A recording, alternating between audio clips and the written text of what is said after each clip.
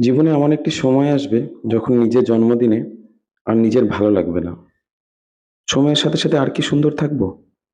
সঙ্গে বয়সজনিত আরো সমস্যা যোগ হবে। তখন দেখবো বার্থডে পালনের ইচ্ছেটুকুও হবে না।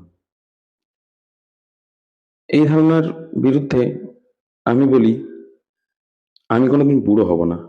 কারণ আমি শারীরিক সৌন্দর্যে একটুও বিশ্বাসী নই। দ্বিতীয়ত, সৌন্দর্য বয়স বাড়ার সঙ্গে সঙ্গে যে কমে যায়, সেটা আমি আদপে বিশ্বাস করি না। প্রতিটা বয়সে মানুষ আলাদাভাবে সুন্দর হয়। কারণ সৌন্দর্যের ডাইমেনশন চেঞ্জ হয়।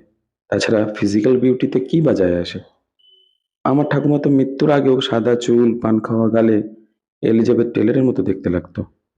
না লাগলেই বা কি এসে যেত? এইটুকু তো জীবন, ফাটিয়ে বাঁচতে হবে। এইটুকুই বুঝি। বয়স বাড়ছে, বাড়বে, তাতে আমার কি? আমি মনে বুড়ো নই। আর মেয়েদের শাশুড়ির সঙ্গে ফ্লার্ট না করা অব্দি আপাতত হচ্ছিও না। এই বছরের জন্মদিনে এখনো যে কোলেস্টেরল, সুগার, ইউরিক অ্যাসিড এর মেডেলগুলো নেই, সর্বোপরি সিডেটিভ ছাড়া ঘুমের অসুবিধা নেই, এটাই কি যথেষ্ট পাওনা নয়? জীবনে যে কোনো পরিস্থিতির মধ্যেও এখনো হাসতে ভুলে যায়নি।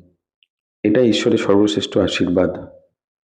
বয়সের সাথে স্কিন খারাপ হবে, গ্ল্যামার কমে যাবে, কিন্তু মন এরকমই থেকে যাবে। ও হ্যাঁ, যাবার আগে বলে যাই, happy sexiest birthday to me, and again, age is just a number, to me at list.